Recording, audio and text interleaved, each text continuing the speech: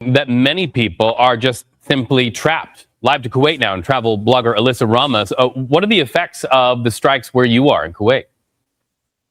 Hi, thanks for asking. And it's exactly what she just said. We are now taking matters into our own hands because the government simply is not helping us, and there's no way to get a hold of anyone. We've tried to reach out to the embassy. The embassy here in Kuwait has been hit while we've been here. The strikes on the airport happened about 2 hours after we landed. As soon as we did land, we could hear the missiles overhead at the airport. We were really scared. We asked if we should wait around and try to get a flight out, but everyone told us the airport would be closing and to go to our hotels where it would be safer.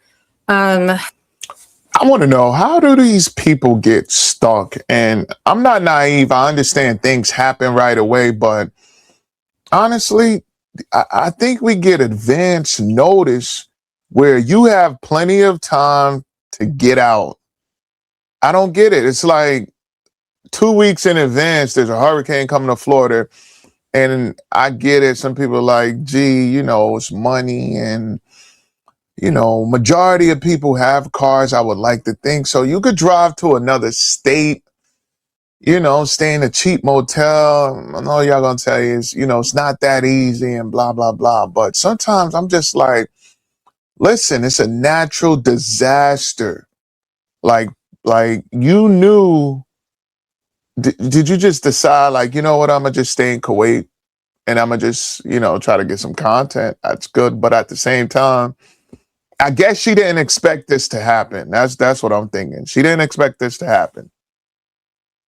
So we've been at the hotel for 3 days now. Our flights out have been canceled. We've been trying to get new flights, but as you have been seeing with the Flight Aware map, there is nothing flying over Kuwait right now. So we have taken matters into our own hands. I've been talking to local people here, and social media has helped a lot. There's also a local influencer here who's been helping me get in contact with companies to coordinate a land border crossing, so we can at least get into Saudi Arabia and take flights out of. So that's good. At least you could cross over, Saudi Arabia, going into that country, and then maybe catch a flight. I get it. Flights get canceled. But, it was the same situation in Jamaica. It's a big, mega category 20 hurricane coming. And people, during that week, people were still flying into Jamaica. And they had this mentality like, oh, I'm not canceling my vacation. And then they get upset when a hurricane hit. All services are shut down. There's no food, no water. And then they go on social media complaining. Like, and then they're saying there's no staff. This country just got hit with a mega hurricane. And I don't know. Maybe it's me. I was talking to this lady yesterday, and she was telling me that her daughter is planning on going to Mexico. And I'm like, okay, all right, cool. Not, even though I won't go to Mexico right now, anywhere, but I'm like, not the area where the cartel is. She's like, yeah, she's going to that area. I'm like, do she know what's happening? And the mother is like, I try to talk to her, but she's persistent that she paid for her vacation and she want to go. Just like, wait, you could cancel that vacation. I still believe that the airlines, they give you like a year. You have up to a year to use your credits. They're like, state of emergency or whatever the case may be. You'll still be able to fly. Just like, that's not smart. You should not be going to specifically that area where the cartel shut everything off. They were blocking roads. They were shooting at the military. And now there's a joint operation going on right now with Ecuador and U.S. military. And they're going after the narco cartels. They're going after all these drug cartels. They're not playing. Trump, he's like Thanos, snapping his finger and he's getting all the stones. They're not So, sometimes I just wonder, like, how do you get stuck? You know what? The day I get stuck, I'm gonna go live and say this. This is how you get stuck. But I don't know. I just got a different sense of, get out of Dodge. Like, and it's not like you can't say like, hey, I didn't get the information, because you look at your phone, something's popping up. There's no way your mom is calling, dad's calling, brother, sister, cousin. You go on Instagram, you get a message saying, hey, did you hear? The war about to start.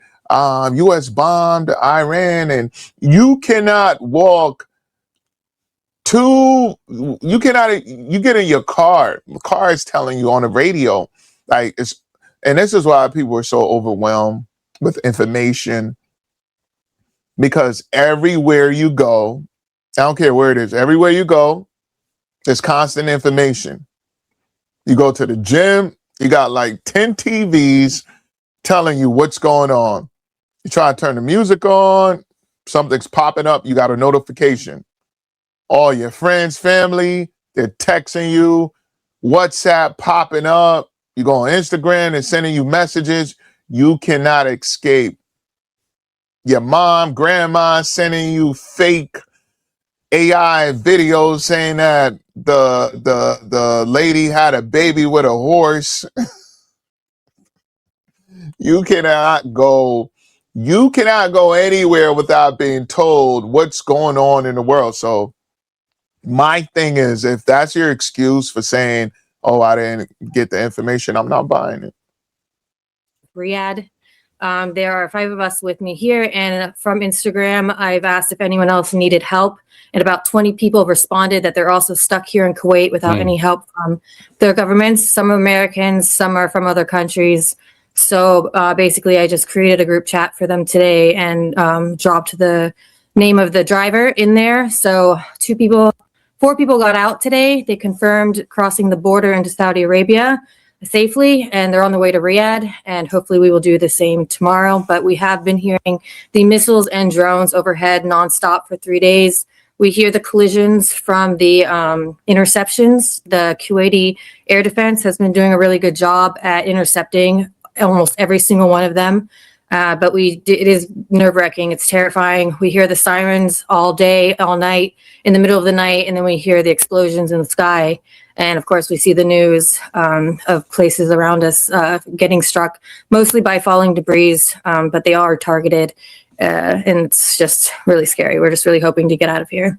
And as you wait to see if you can get that border crossing and get with the other people who you're working the logistics with, what are the day-to-day living situation like? I mean, I'm thinking about just getting food, going to an ATM, being able to tap into media, internet. What is it like? To be honest with you, I booked a good hotel before coming here. We had no idea this was going to happen. So I booked a nice hotel. It's a Kuwaiti. It's always good to get a good hotel. And listen, it's always good to get a nice hotel, because you never know. At least you're going to be comfortable. Hotel, which I feel really safe at, because as we saw with Dubai, it seems like the American and tourist hotels and residences are getting targeted. So Wow. we have had access to ordering food. It's also Ramadan, so it's either way, it's a bit hard to get food during the day. But it has been fairly simple, easy for us to get food, and the hotel's been making sure we all have plenty of water. But we have been advised to shelter in place and stay inside, so we've been doing that. We did leave earlier. We're right next to somewhere with an ATM, so we did go and get money out with no problem. So we have cash for the transfer tomorrow. All right. We wish you safe passage, Alyssa Ramos. Please stay in touch with us. We would like to bring your story to more editions of CB. So, I don't know what y'all.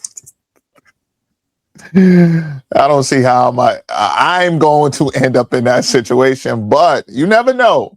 You never know. It could be anywhere, right? It could be, you never know. You might be on vacation. That's one thing if it just, happened right away and there's no way of knowing it. But it's another thing if you do have the information in advance You know, like even in Jamaica, there were people there, and you could have paid for your flight to leave a day before.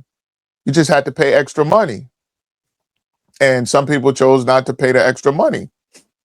I know myself, I would have just swiped and been on that plane. So, you know, stay safe. I wish you get home, and see you guys next time.